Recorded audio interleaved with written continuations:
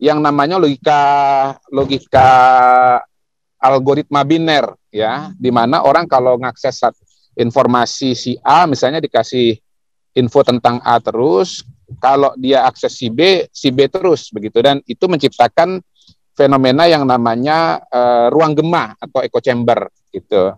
Dan kita lihat manifestasinya di tahun 2019 itu dalam wujud kategorisasi cebong dengan kampret begitu.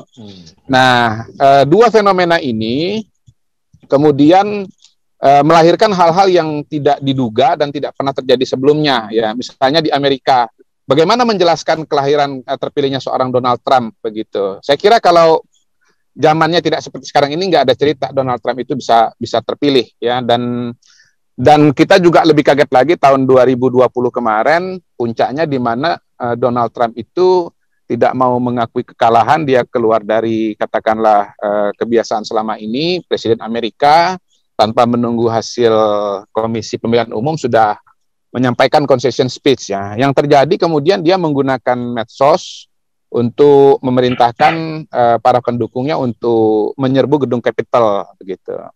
Nah, sebetulnya hal semacam itu sudah mulai terjadi di Indonesia.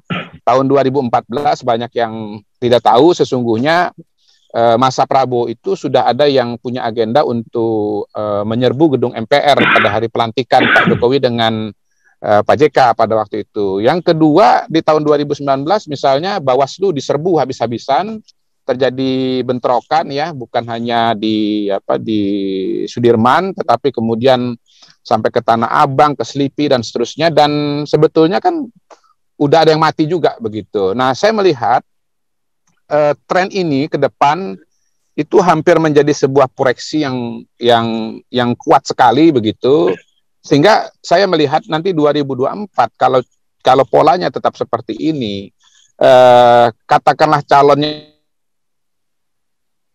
itu bukan Jokowi Prabowo, maka akan terjadi tuh apa yang dikhawatirkan, di mana ya nanti akan ada orang mati, banyak orang mati, terjadi penyerbuan gedung MPR, ya, petugas kelelahan, kecapean, jadi korban, ada yang kena peluru nyasar, kayak 2019 itu ada orang seperti Yunarto Wijaya dijadikan target pembunuhan misalnya begitu.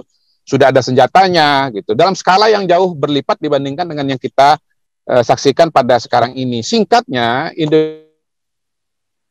Indonesia itu arahnya itu memenuhi tesis atau teori from voting to violence, ya. Jadi dari pemilu menuju kepada kekerasan. Nah, atas dasar itu kemudian saya berpikir kira-kira apa solusinya, dan saya melihat solusinya adalah pada Jokowi dan Prabowo, ya. Pertama, karena memang ini dua orang yang selama ini merupakan representasi dari pilihan masyarakat Indonesia begitu. Yang kedua, ya saya sederhana saja karena mereka berdua ini yang selama ini didukung, lalu kemudian kalau saya kampanyekan, saya sosialisasikan Jokowi Prabowo, insya Allah secara naluriah nanti masyarakat akan mendukung begitu, ya. Yang ketiga, memang dua-duanya adalah dari nasionalis, dan saya memang pengen ada aliansi besar tokoh nasionalis NKRI, ya, bersatu untuk menghadapi tantangan yang lain, yaitu radikalisme, ya, pemikiran-pemikiran yang katakanlah garis keras begitu, yang ya mungkin itu sebetulnya variabel ketiga, ya, di luar soal politik identitas dan soal medsos tadi, ya. Jadi ada para petualang-petualang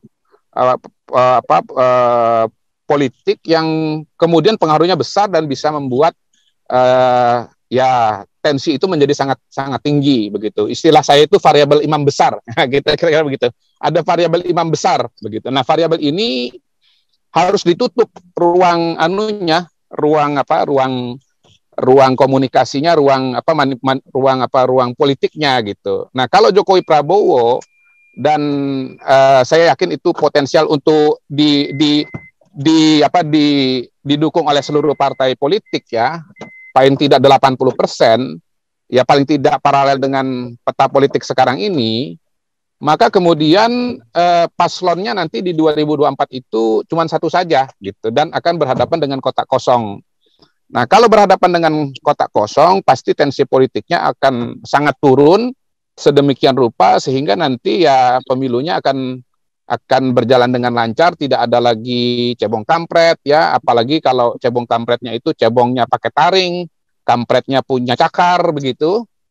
Dan dengan situasi dan kondisi itu maka kita pemilu akan berjalan dengan damai ya, masyarakat tetap memilih, bisa memilih antara Jokowi Prabowo dengan kotak kosong, dan itu sah, itu demokratis begitu, tetapi dengan tensi politik yang jauh lebih ringan, dan mudah-mudahan dengan skema seperti itu maka politik Indonesia akan bukan cuma tenang, tetapi Indonesia bisa segera bangkit dari masalah COVID, dari masalah ekonomi. Terima kasih sudah nonton. Jangan lupa like, subscribe, dan share ya.